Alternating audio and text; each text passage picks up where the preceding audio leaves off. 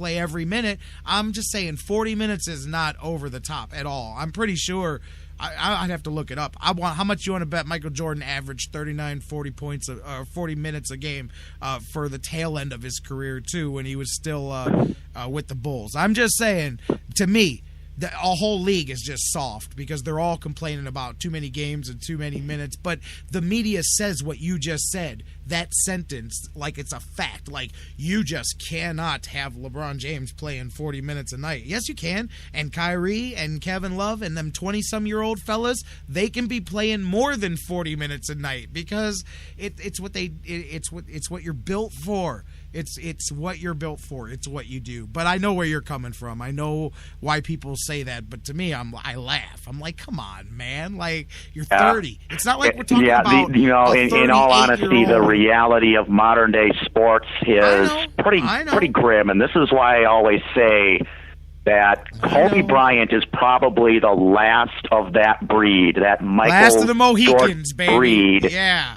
In terms of, the tough nitty-gritty, grind it out no matter what. LeBron himself has verbally said he wants his minutes to be reduced. Now, that's not always going to be the case when you're playing good, high-quality, playoff-caliber teams and when games are close in the fourth quarter. It's just not, you're not going to sit LeBron James in crucial minutes where you need buckets and you need stands. But if you look at any sport today, Jerry, specifically with baseball, the pitch count. Pitch counts didn't even exist, 20 or 30 or 40 years ago. That's it's a pretty good example of just people being safe with their athletes. It's part of it is the league trying to protect its image. Part of it is the team just wants to save whoever they're trying to save for the more important games. But, at the end of the day, I don't think that LeBron is really going to be able to avoid all of these minutes. And probably what he should end up doing is just, quit complaining about it and just go out there and play. I think in Michael Jordan's book, that would gain him a lot more respect. I'm just saying, man. You hit it on the head. Pitch counts, too. Those drive me nuts, too. I'm always complaining about pitch counts, too. I'm like, come on, man.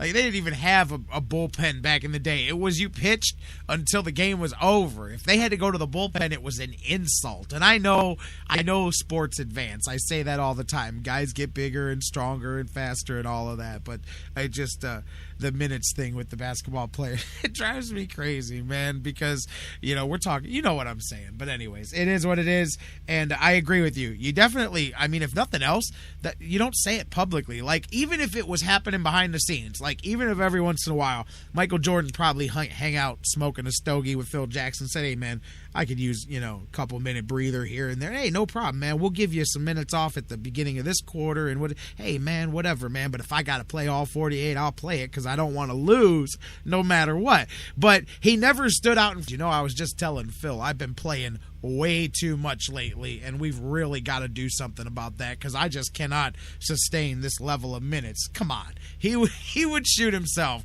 before he would publicly make a statement like that to the media. But anyways, all right, Eddie, I know we're going to wrap things up here. Cavaliers now through the first 10, as we said, and now looking ahead here, you got 5 of the next 6 at home. Next one for them will be Friday, tomorrow. They are on the road at Washington before they come home for those 5 straight. Actually, you've got 3 and 4, one of those stretches coming up this weekend. Friday at Washington, they come back home. They've got Toronto back at the Q on Saturday, Sunday off, and then Monday, the Orlando Magic are here. So it should be interesting. And then Washington, middle of next week, Thanksgiving. You and I will catch up next week, and we'll see how this next slate of games goes for the Cavaliers.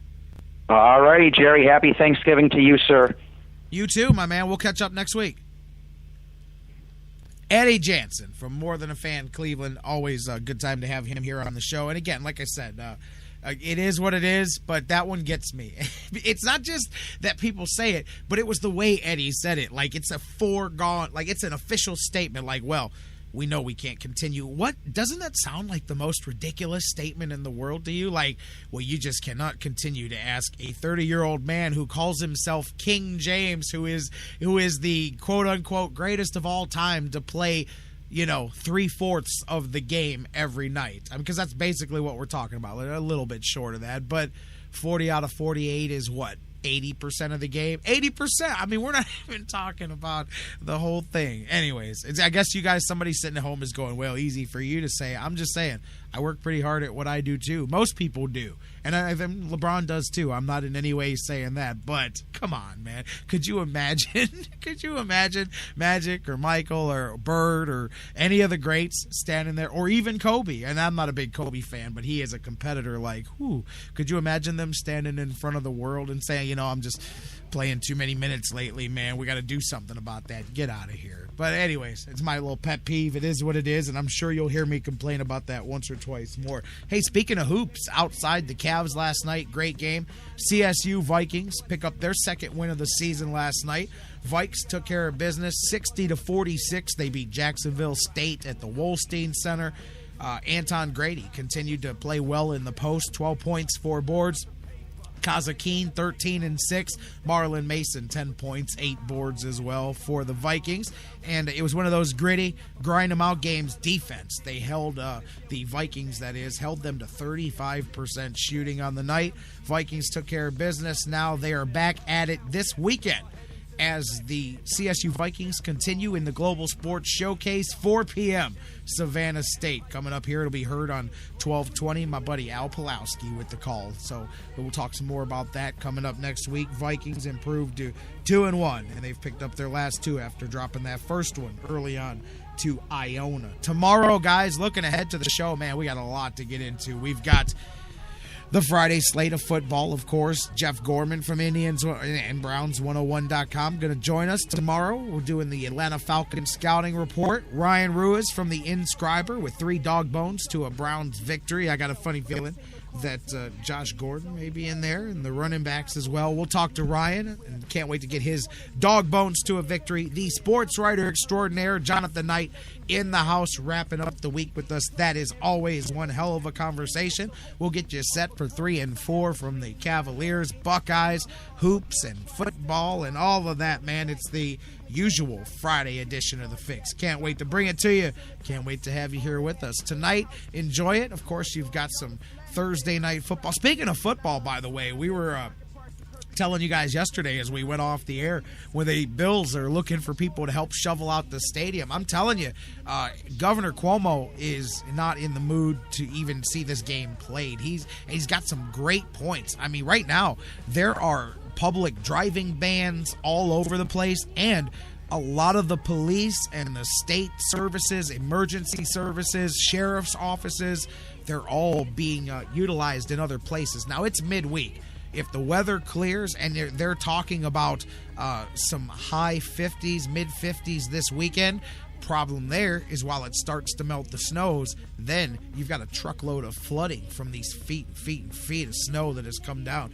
I don't know. I'm guessing anything they can do to get this game in, but if I was the NFL, I'd consider just pushing it off a day to Monday, because I'm betting that you may have a better chance. I know it's hard. Look, logistically, they may end up forcing this thing in, but it's very hard to ask. I understand the point of a lot of the people up in Erie County up there, the government people saying, how can we commit a lot of our emergency personnel when we've got emergencies going on elsewhere? As I said, you've still got a lot of time until then, but they've got some great points, and the NFL may there may be some issues to be made, or who knows, maybe it all melts and they're able to play the game. We'll keep an eye on that.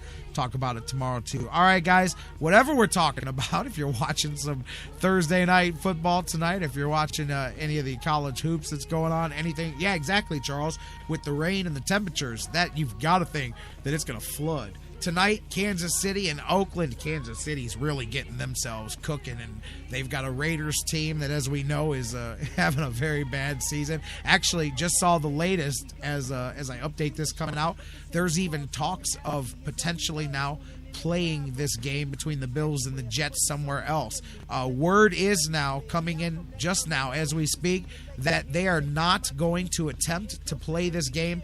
Another storm has brought even more snow into the area, and it's looking impossible for the team to get the stadium ready. So now the NFL has scheduled a conference call with the Bills and the Jets for this afternoon. They are discussing Detroit, Pittsburgh, Washington. The Lions and Redskins are on the road. The Steelers have a bye. All three stadiums would be available for use to play the game this weekend. Coaches are also being told that as of now, the game is tentatively being moved till Monday. So it'll give them an extra day. The Bills haven't been able to practice. Remember, we mentioned that yesterday. Half of them can't even leave their house, and some of them are stuck and they can't go to the stadium, and some of them were stuck in the stadium, some of the coaches. So they're going to push the game off until Monday, which we were just talking about, and it looks like it's going to be in a different location as well. But you have to give those guys an extra day to practice, too. We'll talk more about this tomorrow. We'll see what the final is here. The Buffalo officials say it takes about 3 days to remove a foot of snow from the stadium and parking lots. At the rate of snow that they've got, they're projecting 14 to 18 days of cleanup with the additional snow that's coming in. They're not sure. They're talking about getting the game ready for the game with the Browns November 30th. They said they'll be hard-pressed to get it ready for that game, let alone for a game this weekend. We'll talk about it tomorrow. We'll get you set for the Browns and the Falcons. They don't got to worry about snow. They're going to Atlanta in a dome this weekend. We'll talk to Jonathan Knight, the sports writer extraordinaire, and more. We love you, Cleveland. We'll see you tomorrow. Same bad time, same bad channel. Live right here on The Fix, the Sports Fix Radio Network. Here in Cleveland, Cleveland.